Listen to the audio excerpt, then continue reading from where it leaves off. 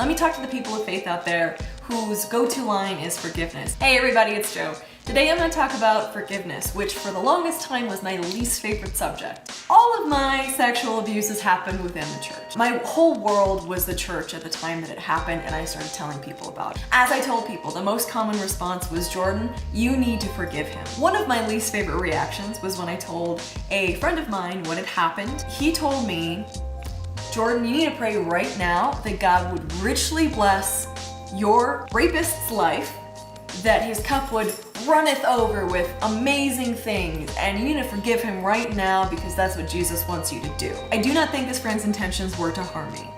What he did was great harm to me at that time because I was incredibly fragile, and he was telling me to pray that my abuser would have a fantastic, wonderful, abundant life, and that I needed to give something to him in the form of forgiveness immediately because that's what Jesus wanted. Jesus meant everything to me at that time. So along with all the guilt and the shame that I felt from being sexually abused, I was now facing more guilt and shame from Jesus because I couldn't do what he wanted me to do, and now I was facing eternal consequences. And so I was just spiraling, and everyone I talked to in the church, not everyone, most people, told me that same line, you need to forgive him. Let me talk to the people of faith out there whose go-to line is forgiveness. First of all, I definitely understand why you say that. I think there are two reasons why we go to this line.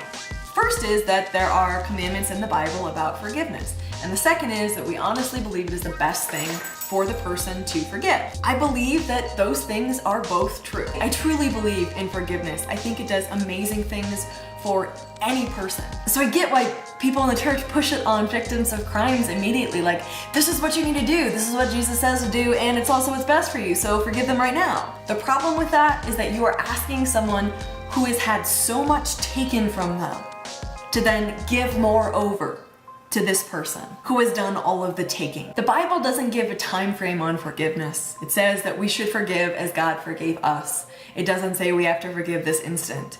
Also, if one is going to actually forgive, one has to recognize the depth of hurt, and that takes a long time. So when your first reaction or second or third reaction is to push someone who has already been pushed to do horribly uncomfortable things and give things over to someone who has taken so much from them, you're putting them in a really uncomfortable situation. Another problem with pushing forgiveness on someone is that you are representing that God is someone who pushes things on someone to a survivor who has just had, again, horrible things pushed on them. If you believe in the God of the Bible, God is someone who asks permission. He leaves an invitation on the table. I would encourage you to do the same thing, and keep in mind that there is more than one right answer. The Bible absolutely says to forgive. The Bible also says to love unconditionally, and that means loving the person across the table from you.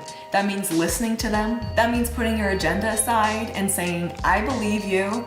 How can I help you? I am so sorry for what has happened. If you can say those three things, that is an incredible place to start and does more for the survivor than I can ever tell you. If you continue to invest in a relationship with someone who's hurting terribly from their abuse, if you continue to love on them and be patient with them and keep showing up and tell them that they're okay and it's okay, and show them the actual love of God, and sure, maybe mention at some point that forgiveness is a great thing to aim for, but that it does take a while to get to, that's awesome. That is being a really good friend, and in my opinion, a great example of walking out your faith. But leading with a command to forgive is inappropriate for the situation and causes harm. When you boil it down, it is a survivor's choice whether or not they are going to forgive their abuser. In the church, we've been programmed to forgive everything all the time. The problem is that's usually referring to mild things like someone cuts you off in traffic or your boss said something really mean.